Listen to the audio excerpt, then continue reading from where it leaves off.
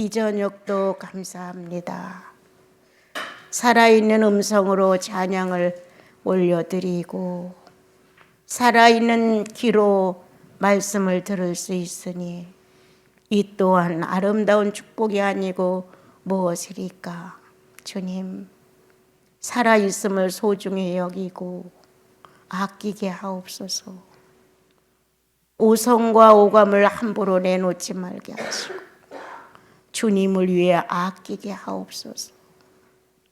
육체의 본능을 따라 멸망했던 이스라엘 민족처럼 되지 말게 하시고 성령을 따라 사는 삶이 되게 하사 살아있고 또 살아있는 나날들이 주님의 나날이 되기를 간청해 올립니다. 주님, 예쁜 마음들도 있습니다. 때때로 거칠기도 하지만 그래도 작은 마음 예수께로 돌려질 때면 어린아이같이 순전한 마음으로 주님을 그리워할 때도 있습니다. 주님, 긍휼히 여기소서, 불쌍히 여기소서. 다시 한번 연약한 저희들에게 주님 축복하사 영혼에서부터 솟구치는 의욕을 저마다 실감케 하옵소서. 예수님의 이름으로 기도합니다. 아멘. 예수를 믿고 나면 지식도 새로워지고 지혜도 또한 남다르게 표현되고 삶의 모든 방향이 하나님을 닮아가는 방향으로 기울어지기 때문에 착하다, 선하다는 말도 쓸 수 있을 만큼 고와집니다. 우리를 그냥 내동댕이 쳐버리면 아주 고약스럽고 사납고 거칠지만 그리스도를 만난 이후에 우리들의 이 감정이라는 것은 기도하는 감정의 인격이에요. 찬양, 소리를 크게 높여서 찬양을 올릴 수 있는 감정의 인격이에요. 내가 아무리 좋다고 우겨고 가득 갖고 있다도 주님이 아니야 그러면 내려놓을 수 있는 순한 인격이에요. 뭔가 예수 믿고 나서 달라진 우리들의 사생활이 우리를 증명해 주고 있어요. 당신은 예수를 영접한 사람이야. 이렇게 우리를 증명해 주고 있어요. 지난날 작은 걸 가지고 따지고 트집 잡고 원망하고 불만을 토했던 마음이 성령이 내재하시면서 이것도 감사하지, 이것도 좋지, 이렇게 긍정적인 마음으로 변화를 일으키고 또한 지난날에는 성령이 기뻐하시는지 내가 기뻐하는지 구분하지 않고 무작정 행동을 했는데 이제 성장해 가면서부터 성숙한 모습에서 나오는 것은 그렇지 않아요. 다른 표현이 자꾸 나오는 거예요. 그래서 우리가 크게 뭐 별을 따오는 것도 아니고 달을 따오는 것도 아니고 인격 변화를 일으키는 게 성령 충만한 모습이에요. 예.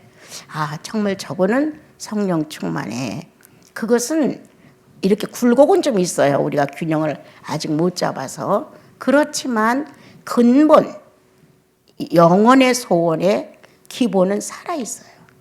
그래서 이거 내가 또 잘못 짚었네, 또 잘못 생각했네, 잘못 계획했네, 이렇게 뭔가 삐뚤어져서 성령과 맞지 않는 설계도를 하게 되면 주님은 그것을 드러내시죠. 그래서 자신도 모르게 몰래 남모르게 반성한다, 후회한다, 뉘우친다, 고백한다, 회개한다. 이런 표현이 예수인들의 표현이거든요. 그 예수인들은 홀로 주님 앞에 나와 주여 내가 아까 그 일 회개합니다. 이런 것. 주여 내가 그거 정말 잘못했습니다. 이런 것.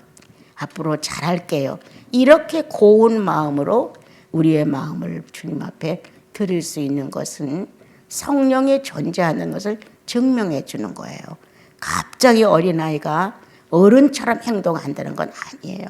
차츰 범위가 넓어지고 높이가 달라지고 깊이가 달라지면서 그래도 예수인이라는 냄새를 옆에 누군가가 느낄 정도는 여러분들이 다 성숙해 가지 않나 그렇게 봅니다.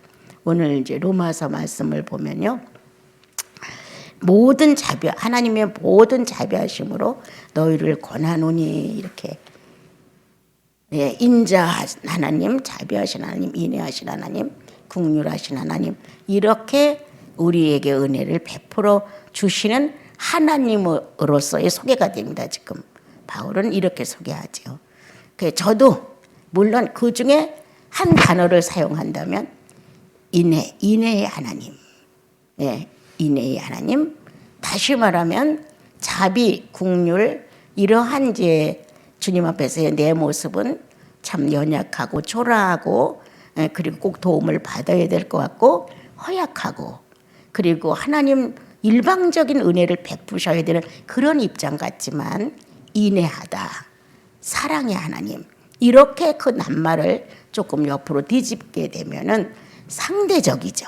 일방적인 단어가 꼭 필요한 하나님 자신을 들춰내는 게 있고 상대적으로 나와 너, 당신과 나 이렇게 상대적으로 같이 관계를 맺어야만 되는 사랑이라는 단어와 함께 인애가 같이 가죠. 그렇게 이제 봤었을 때 아직도 우리는 연약하고 어린 점이 많아서 자비라는 써야 되지 않았나 싶습니다. 내가 지난달인가 언제까지나 긍휼만 기다리는 우리가 될 수 있느냐라는 우리들의 어떤 모임에서 제가 얘기를 했어요. 사랑은 상대적이다. 하나님 사랑하고 사람 사랑하라고 하셨는데 사랑은 상대적이고 그리고 활동적이다. 그리고 어떤 인격이 서로 부딪혀지고 나눠지는 것이다. 그러나 자비, 긍휼 이런 것은 일방적으로 상대를 놓고 한 사람이 베푸는 입장에 서게 되는 것이다. 그렇다면 우리가 때때로 자비와 긍휼과 인자와 이런 것이 꼭 필요할 때가 있다. 또한 인애와 사랑이라는 이러한 단어로 조금은 더 뭔가 어떻게 능력적이고 지혜적이고 협력적이고 동력적이고 같은 의미의 어떤 격을 갖춰가면서 의논의 대상이 되고 이럴 수도 있는 것인데 부부라는 것은 자비한 마음으로 되는 것이 아니라 사랑하는 마음으로 됩니다. 자식과 부모 사이는 자비한 마음으로 관계가 됩니다. 언제까지나 자식의 이치만 있겠느냐. 그래도 기업을 같이 나눌 수 있는 어떤 동등의 격을 갖추는 부부 입장에 사랑이라는 단어 앞에 우리가 있어야 되지 않겠는가. 다 필요하지만 그랬는데 그런 가르침을 했는데 오늘 여기 보니까 자비하심으로 너희를 권하노니 이렇게 나오죠. 너희 몸을 하나님이 기뻐하시는 거룩한 산제물로 드리라. 이것이 영적 예배니라. 영적 예배의 의미를 아직 아주 능숙하게 알지 못하는 이러한 분위기의 글을 그러니까 이런 글을 써 보내셨겠죠. 산제물로 거룩한 산제물로 이렇게 우리는 기도를 하는 것, 성경을 보는 것, 찬미를 하는 것, 그리고 예배를 드리는 것 이것만 영적 예배라는 생각을 많이 갖습니다. 외형적으로 드러나고 있는 것과 내적으로 숨어 있는 것들이 있는데 우리는 영적 예배 그러면 성경 보고 찬양하고 기도하고 하는 것을 영적 예배라 이렇게 말합니다. 아닙니다, 여러분. 진정한 영적 예배는 성령이 관계되어야 됩니다. 성령이 존재해야 됩니다.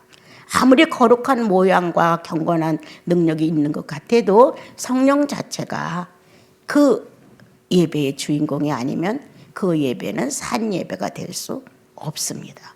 그럼 성령이 역사하기 이전 어떤 것이 영적 예배의 첫 관문이 될 수 있느냐면 예수님이 영접돼야 됩니다. 예수 그리스도가 나의 구주로 영접이 되어서 내 영혼이 예수님을 만난 기쁨이 있었습니다. 내 영혼이 주님을 만나 감사가 있었습니다. 내 영혼이 주님을 만나 구원의 주님이라는 사실로 나는 굴복을 했습니다. 이러한 체험이 있는 상태에서 성령은 이제 관계를 맺고 내가 영원히 하나님의 자녀임을 증명하게 됩니다. 그러므로 성령이 우리 안에 내재하심을 통해서 달라지는 게 뭐냐? 신적 사회를 알게 된다는 겁니다. 여태까지는 육체적인 사회만 알고 살았어요. 그래서 육체의 사람들이 칭찬을 하고 육체의 사람들이 인정을 해주고 육체의 사회생활을 잘하면 아, 그 사람 괜찮은 사람이야, 이렇게 하는 사회에 살았는데 예수님을 영접하고 나면 육체의 삶은 이제 한 발 뒤로 물러가고 앞에 선 질서가 있는데 신의 사회입니다. 신의 사회의 사람들은 육체의 사람의 사회를 그렇게 앞장 세우지 않습니다. 하나님을 사랑하는 게 먼저란다면 신의 사회죠. 그 사회를 가지고 또 다시 이웃을 사랑할 수 있는 건 사람 사회죠. 그래서 하나님의 사회와 사람 사회가 끝내는 같이 나란히 기찻길의 레일처럼 평행을 이루고 같이 가고 있게 됩니다, 여러분. 그래서 우리는 혹시나 영적은 꼭 기도만 해야 되는 걸로 착각하지 않는가. 영적 꼭 뭔가 성경을 보고 찬양을 드리고 이래야만 영적 예배라 생각하지 않는가. 아닙니다.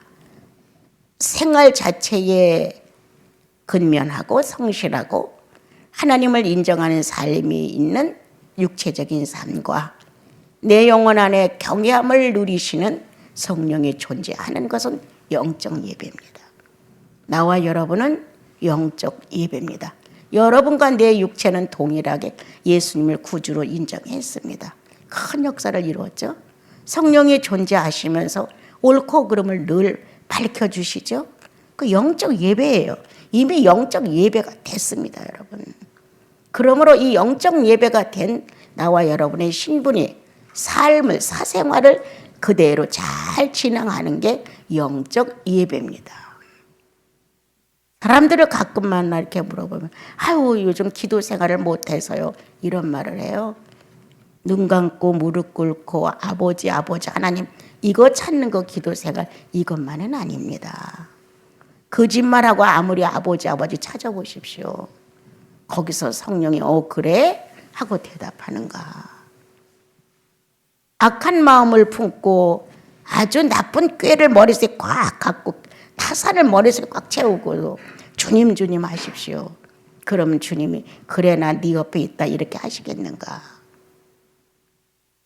뭐가 영적 예배냐. 성령을 인정하고 우대하라.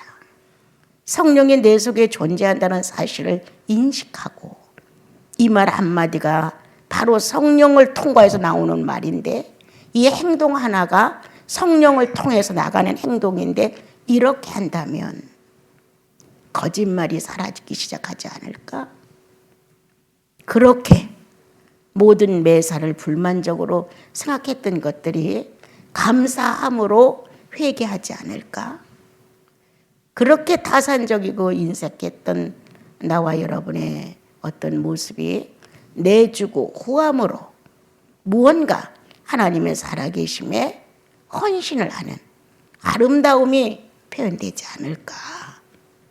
성도는 영적 예배가 따로 있지 않습니다. 성령과 경건한 성도가 함께 있으면 영적 예배입니다. 그 삶이 진행되는 것은 영적 예배가 진행되고 있는 것입니다. 너무 바빠서 무릎을 꿇을 시간이 없다. 너무 바쁘다 보니까 성경 한 페이지를 읽을 만한 여유가 없다. 그렇다고 그분이 영적 예배를 안 드리냐? 그거는 아닙니다. 내 육체의 그러한 어떤 반응도 소중하지만 심령의 간곡한 청원입니다. 주여, 내가 당신을 찾고 있습니다. 주여, 내가 당신에 대하여 갈망합니다. 주님, 난 지금도 이와 같은 현실이 내 속에 있음에 대하여 주여, 내가 감격하고 감사합니다. 이런 간절한 간청과 감사가 영혼 속에 있다면 영혼은 성경과 함께 있는 것과 다를 바가 없고 그 영혼은 성령과 함께 있는 것과 조금도 다를 바 없는 기도를 진행하고 있는 것입니다. 그런데 어떡하다 우리 한국은 예배 생활 따로 있고 자기 사생활이 따로 있어요. 사생활에는 아주 철저한 이방인이야. 아주 제멋대로 하는 이방인이야. 그런데 예배 드릴 때는 신을 모신 사람 같은 거예요. 이렇게 이중적인 삶으로 우리나라의 신앙은 너무 오랫동안 유전되어 왔습니다. 지금 바꾸기가 참 어렵습니다. 그런데 신령은 항상 하나님 편에서 준비해 주시죠. 성령을 통하여. 그러나 진정은 내 편에서 소유하고 있는 겁니다. 성실한 태도, 거룩한 진실, 그리고 경건한 능력. 이런 것들이 겸비되어서 안과 박이 정상으로 조율되어 균형 잡아가면 영적 예배지요. 자, 어느 환자가 하나 있었는데 여러분들이 그냥 만나서 교제하는데 그분이 집에 가보니 몸이 개운해진 거예요. 그 성도와 성도의 진지한 대화 속에 하나님의 성령은 치유를 하셨어요. 그건 영적 예배가 아닙니까? 그것도 영적 예배죠. 이 성도를 만나기 전에는 내 마음이 막 혼란스럽고 무질서하고 막 불안하고 막 이랬는데 한 성도를 만나 잠깐 지나가는 얘기 몇 마디 하고 헤어졌는데 마음이 차분히 가라앉는 거예요. 그건 영적 예배가 아닙니까? 그거 영적 예배죠. 불만이 머리 끝까지 쌓여 있는 상태에서 어딜 부지런히 가는데 갑자기 마음 안에서 찬송 한마디가 나오더라 이 말이에요. 그 찬송과 함께 그 불만이 눈 녹듯이 녹은 거예요. 그리고 내가 너무 인간적이었다 라는 뉘우침을 갖고 주님을 찾게 되는 거예요. 이거 주님께 영광 돌리는 거 아닙니까 여러분? 이렇게 성도는 삶 자체가 살아있으면 돼요. 별도의 기도를 많이 안 해도 괜찮아요. 저도 지난날에 비해서 기도를 많이 안 하는 거예요. 근데 삶이 그 프로스를 다 채워줘요. 네, 삶이. 그러니까 지난날에는 정상적인 기도 무릎을 꿇고 주님 앞에 몇 시간씩 했는데 지금은 몇 시간씩 안 돼요. 의식도 연약해지고 몸이 힘들어서 안 돼요. 네. 그래서 지금 짤막짤막하게 하는데 그때보다 더 진지한 것은 삶이 자연스러워졌어요. 성령 안에서. 너무 감사해요. 예. 자연의 현상이라고 나이가 먹으면 철이 든다고 하는 것처럼 이게 이 신앙의 연령이 좀 성숙해지는지 삶의 표현이 이 기도의 무릎을 꿇는 시간에 비준해서 지금은 내가 이렇게 기도 생활을 안 하니 어떡하지? 이렇게 안 되어요. 요만한 짧은 시간의 내용이 다 충분히 충당해요. 그래서 이 가슴 안에서 그분에 대한 이 절실함은 더 진지해요. 그때는 내 감정에 많이 포함되어 나갔거든요. 젊었을 때는.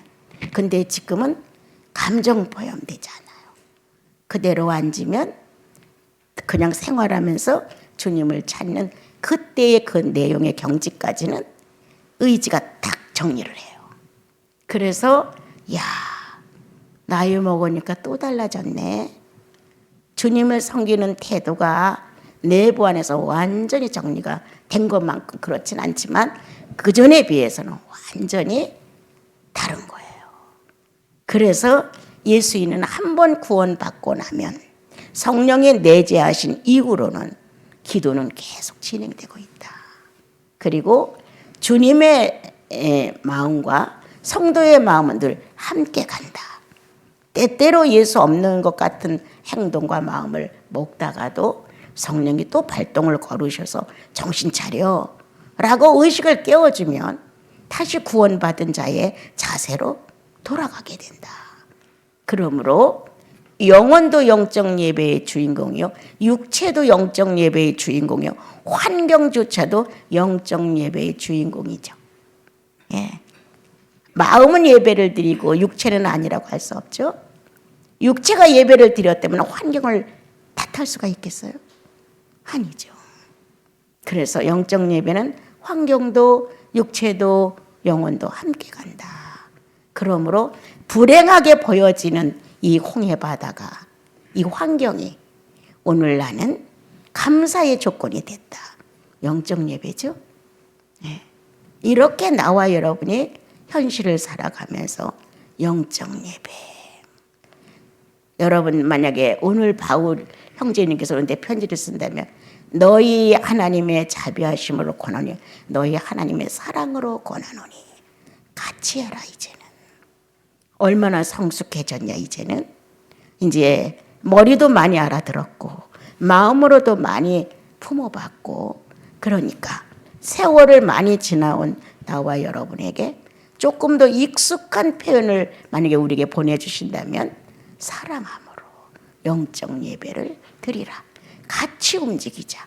같이 행동하자. 같이 마음을 쓰자. 그래서 성령 따로 있고 나 따로 있는 것이 아니라 성령과 나는 하나다. 육체를 통하여 성령의 존재함을 나타내 드리는 것이죠. 그래서 이제 산제물로 죽은 자가 여기 와서도 마찬가지죠. 예배를 드릴 때 주님에 대한 진실이 영혼 속에서 쏟아지지 않는다면 죽은 자의 예배예요. 성령의 존재하면 산 자의 예배예요. 여러분, 내가 어떻게 지금 정신이 바짝 차려지고 막 이래서 살아있는 자가 아니라 성령의 역사를 안 하면 죽은 자고 성령이 존재하여 의식을 일으키면 산 자예요. 그 여러분들과 나는, 그리고 많은 성도들이 성령을 다 체험한 사람들이에요. 마음을 모아 그분만 찾으면 순간 문이 열리면서 같이 하회의 악수를 다정하게 할 수 있는 관계예요. 그러면 산자죠. 산자고 말고요. 그래서 나와 여러분은 산자로서 존재한다. 산자의 하나님 아브라함, 산자의 하나님 누구? 야곱의 하나님, 이삭의 하나님, 산자의 하나님이었어요. 성령이 기쁘게 역사할 수 있는 사람들이었어요. 여러분과 나에게도 부족함은 많지만 성령은 기쁘게 역사하실 수 있다. 누구 때문에? 나사렛 예수 그리스도 때문에. 나사렛 예수 그리스도의 죽으심과 부활의 이 놀라운 사건이 내 죄보다 월등히 크다. 내 실수와 미약보다 천천만배 크다. 그러므로 기쁘시게 받을 수 있는 게 뭐냐? 나사렛 예수의 구속이다. 그 놀라운 주님의 역사가 오늘도 내 미학을 거치마로 덮어주듯, 옷자락으로 보아스가 룻을 덮어주듯, 주님은 오늘도 부족한 나와 여러분의 이러한 점을 당신의 세마파로 덮어주십니다. 그리고 또 다시 격려를 크게 하시는 것은 사랑하자. 너와 내가 만났으니 사랑하자. 이렇게 사랑하자는 권면을 해주시고 또 사랑할 것을 요구하시고, 어제까지 아무리 잘못했어도 아까까지 아무리 성령 없이 감각이 무뎠다 할지라도 지금 나와 사랑하자. 너의 구속은 영원한 것. 사랑하기에 아주 가장 좋은 조건, 그건 네가 죄인이었었다는 거다. 과거에 네가 과거에 죄인이었고 지금은 의인이 되었다는 사실이다. 이 사실로 우리는 빈틈없이 사랑하자. 이렇게 우리를 찾아오시는 주님의 소리가 있죠. 너희는 이 세대를 본받지 말라 그랬어요. 근데 다 본받아요. 어느 결인가 참 염려되는 것, 갈수록 영적 메마름이 커진다는 사실이에요. 지금 큰일 났어요, 여러분. 크고 작은 일에 용납성이 없고 이해도 안 되고 이제는 관용, 용서, 어림도 없어요. 나 하나 살기예요. 나 하나 살기. 나 하나 살기로 완전히 병들어 버려요. 엄청난 이기심 속에서 부모도 자식도 아내도 남편도 별 볼 일 없어지는 거예요. 그러므로 인하여 사단은 은밀하게 들어와서 가정이라는 관계를 파탄을 내고 있어요. 깨트려요. 아내와 남편도 이기적으로 너는 너, 나는 내가 되는 거예요. 자식과 부모 간도 너는 너, 나는 나. 이렇게 단절적으로 이 애정이 식고 필요한 것만 취하려고 하는 이러한 모습이 앞으로 많이 장악합니다, 여러분. 주님이 그래서 마지막 때는 사랑이 식을 것이다. 예, 이게 몇백 년 갈지 몇천 년 갈지는 몰라요. 그러나 사랑이 식는 시대가 반드시 나갑니다. 모이기를 싫어하죠. 시간 손해나는 것 같고 내가 하고 싶은 거 하고 싶고 괜히 거기 가서 시간 낭비하는 것 같고 이런 타산이 엄청나게 자기를 장악해요. 이러한 시대에 사단의 세력을 물리칠 수 있다고 하는 것, 세대를 본받지 않는 것이다. 스스로 자기가 자기에게 교육해야죠. 넌 누구냐? 나사렛 예수로 거듭난 사람이다. 너는 누구냐? 하나님의 능력과 지혜가 있는 성령을 모신 사람이다. 너는 누구냐? 이렇게 자기에게 가르쳐주면서 자문자답을 하는 거예요. 이렇게 자기를 일깨우지 아니하면 안 돼요. 다른 데다 다 보고 느끼고 듣는 데다 다 뺏겨요, 우리를. 또 사단은 그렇게 만들죠. 그런데 그 보고 듣고 많은 것을 누리는 이런 생활 속에서 나를 안 뺏길 사람은 참 드물어요. 그거에 대한 감각이 별로 없어야 되거든요. 그런데 똑같은 노래를 10번만 한번 들어보세요. 귀가 나를 다 잊게 만들었어요. 그냥 가사 외우지 않았는데 10번만 불러보세요. 나와요. 10번만 그 음악을 들어서 그 노래 반주가 나오면 아, 그 노래 하고 몸이 알아요.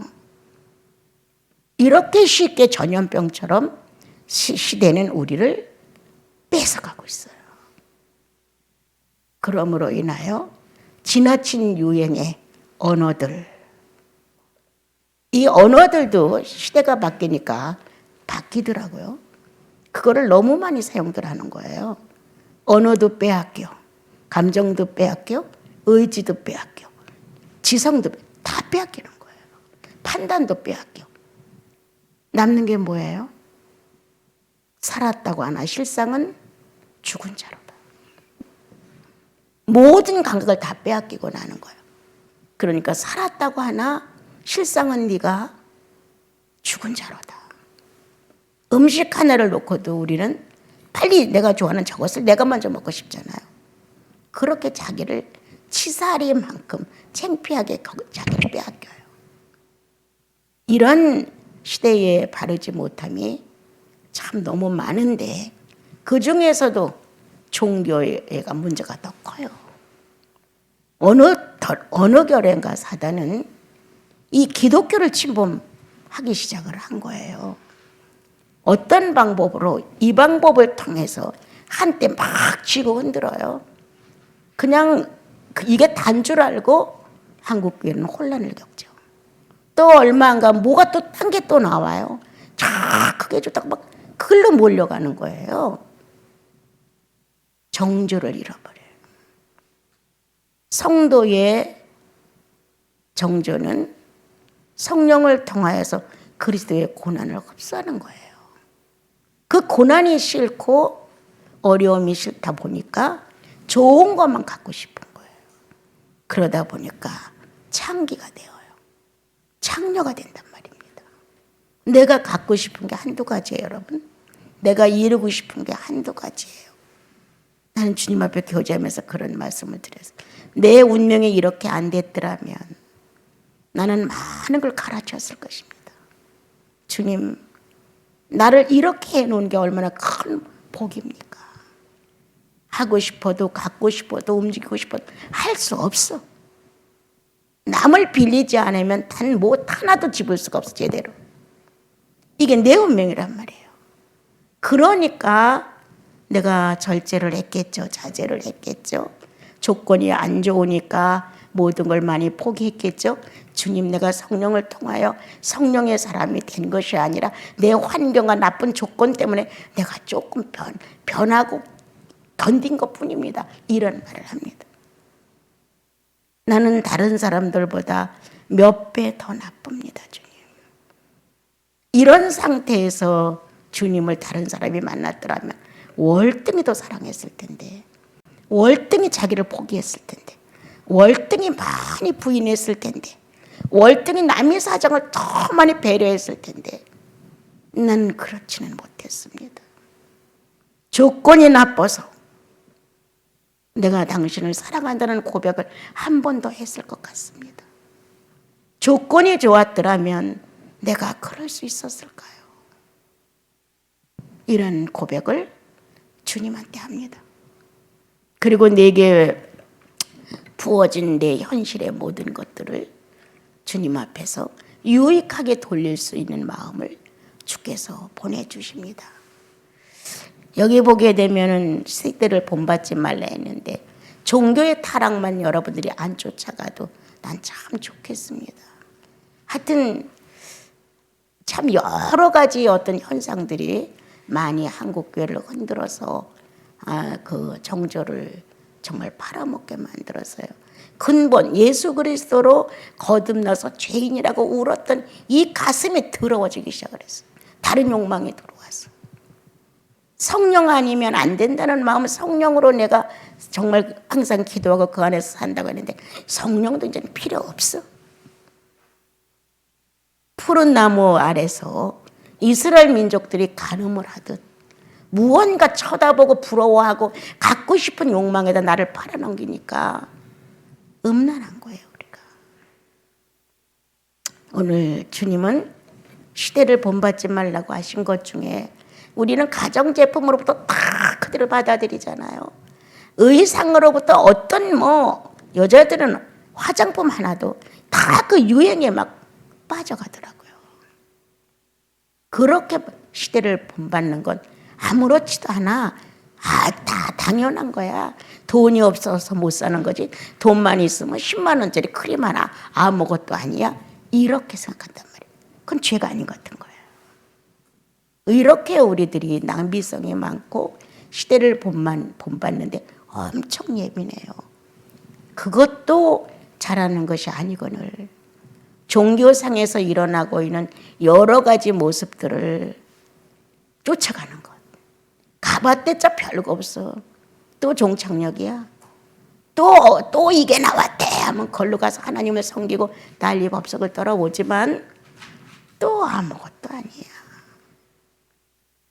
아무것도 아닌 내 마음을 참되게 채워주는 것은 생수가 솟아나야 돼요. 영혼 안에서 생수가. 어떤 것도 안 갖고 싶어. 어떤 것도 안 부러워. 그 생수가 솟구쳐 나는 그 놀라운 축복을 나와 여러분이 받았단 말이에요. 그런데 무슨 다른 시대의 유행이 필요해요? 필요 없죠. 그런데 불구하고 그렇게 많은 사람들이 신앙을 팔아먹고 별 방법을 다 써요. 이 방법, 저 방법, 저 방법, 이 방법. 구원받은 나사렛 예수까지 잊어버린다니까요. 우리 안에 들어와서 죄인의 인격을 의인의 인격으로 자꾸 바꾸시는 주님의 희생, 성령님의 희생조차도 마다하고 뿌리쳐요. 그러므로 종교의 타락은 성경에 나온 음행하는 여자가 된다. 음행하는 여자. 간음하는 여자는 저리 가라요. 그거보다 더한. 그렇게 자기 만족을 찾아, 자기 욕구를 찾아, 자기 쾌락을 찾아 나가는 것. 시대를 본받는 모습이다. 여러분 이렇게 듣고 또 흘려보내지 마시고 성령이 오늘 나와 여러분에게 오셔서 그래 너는 이런 걸 본받지 않니? 넌 이런 걸 쉽게 취하지 않니? 넌 이걸 통하여 성령을 대신하지 않니? 너는 이걸로 인하여 그리스도의 구속을 대신하지 않니? 뭔가 주님이 우리에게 알리실 거란 말이에요. 그러면 여러분들 고백하십시오. 주님 난 그렇습니다. 시대를 본받습니다. 시대를 본받은 음행한 여자입니다. 시대를 본받고 푸른 나무 아래서 내 육체의 즐거움으로 만족했던 행음자입니다. 주님 내가 여기서 벗어나리이다. 이렇게 여러분들의 진정을 토하는 고백은 영적 예배죠. 주님, 어제까지만 해도 내가 이런 의식이 없었는데 오늘 말씀을 들으며 성령이 내게 조명하시는데 내가 행음했나이다. 내가 음행했나이다. 이렇게 정직한 고백은 바로 나와 여러분의 의식을 바꿔놔주죠. 예. 성령이 살아계신 분이기 때문에 그렇게 내 인격이 모른 척하지 하면 할 수 없지만 내 인격이 모른 척하지 않고 의식이 있으면 반드시 바꿔줍니다. 반드시 바꿔줘요. 나는 그렇게 안 된 게 거의 없다고 생각해요. 내가 무관심하고 간식 먹고 뭐 안 물으면 어때, 나보다 더한 사람도 많은데 이런 식으로 나를 자포자기 했기 때문에 효과가 없지. 주님 그렇습니다. 이렇게 자기 자신에 대한 그 사실을 직고할 때 주님은 너 동의하니? 예, 동의합니다. 그래, 나도 너에게 협력하마. 이렇게 동의해 주시면서 뭔가 내가 바꿔지기 시작을 하지요. 그래서 이제 마음을 새롭게 함으로 변화를 받아 이렇게 됐어요. 자, 마음도 여러 가지예요. 예, 그냥 단순하게 마음 그러면 그냥 마음이야 이러지만 육체와 가까운 마음, 늘 육체의 판단 속에 육체의 기준 속에서만 허덕거리는 마음이 있고 다시 또 하나의 마음은 성령에 가까운 마음. 어떻게 하면 신령한 생활에 대하여 내가 무식하지 않을까? 난 최고 고민이 그거예요. 성령에 대해서 무식할까 봐. 훗날 주님 나라 갔을 때 깜짝 놀래. 아무것도 없는 것 같으면 어떡해요?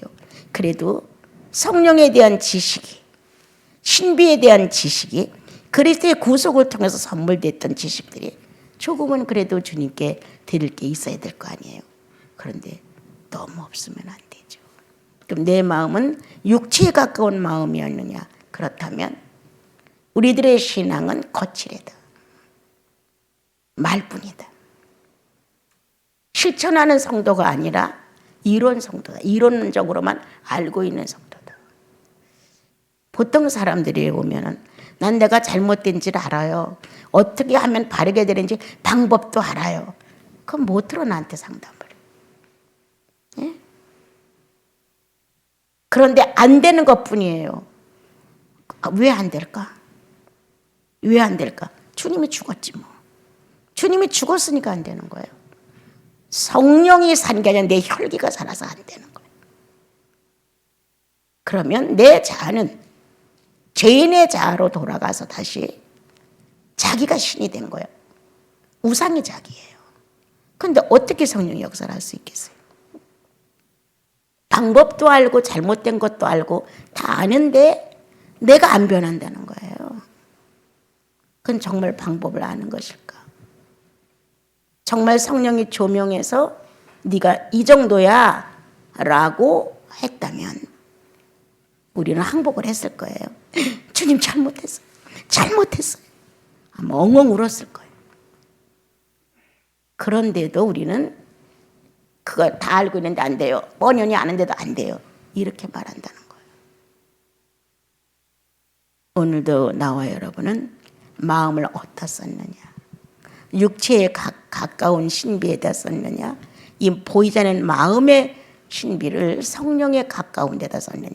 어디다가 내 마음을 썼을까?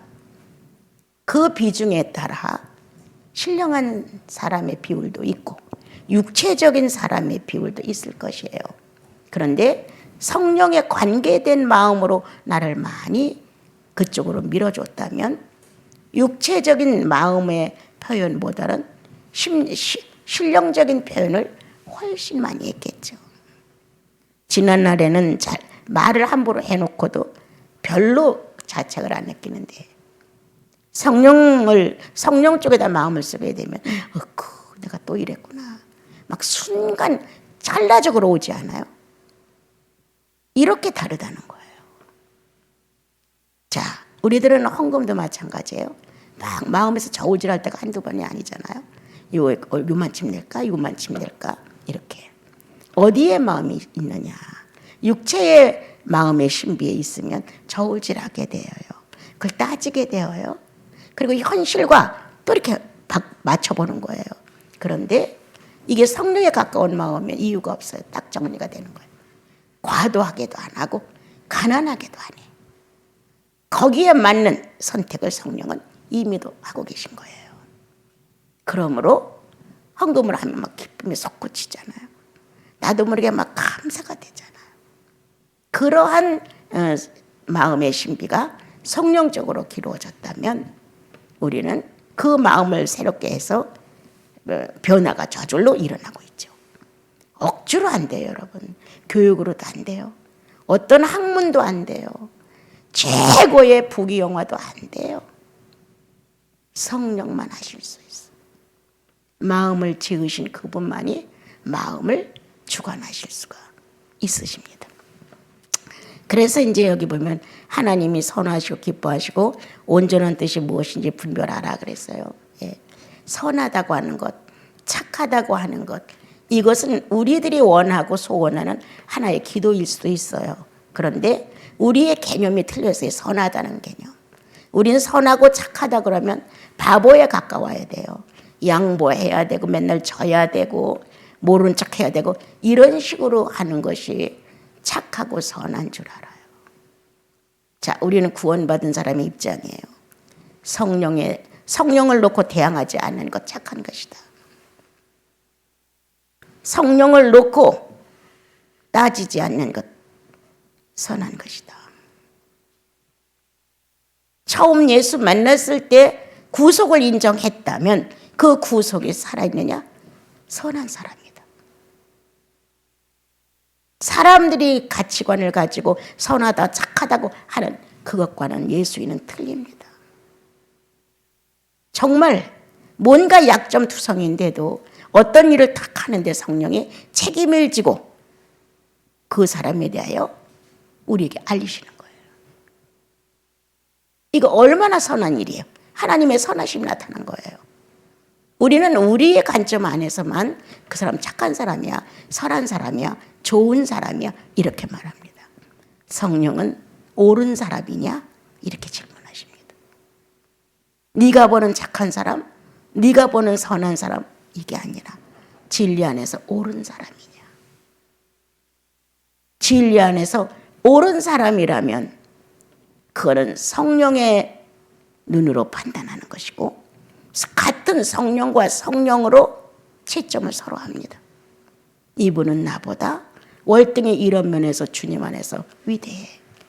이분은 나보다 이런 면에서는 아주 월등해. 이렇게 스스로 합니다, 여러분. 그런데 그렇지 아니하면 우리는 내 기준에서 선하고 착하고 좋은 사람을 찾습니다.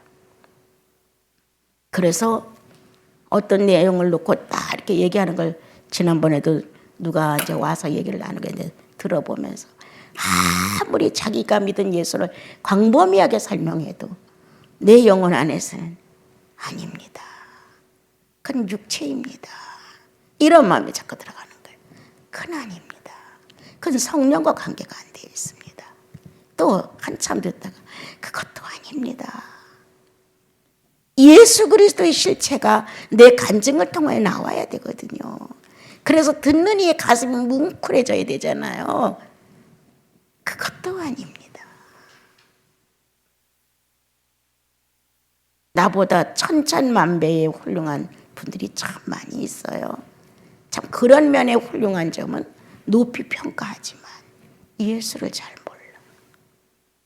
그리스도에 대해서는 무식해. 성령에 대해서 무식해. 이 성경의 내용이 하나님 마음에 대해서도 다 지 생각뿐이야. 이렇게 되면 교제하기도 어렵습니다. 부부들이 가장 예수 믿고 어려운 거 성령으로 통과되지 않는 거 서로가.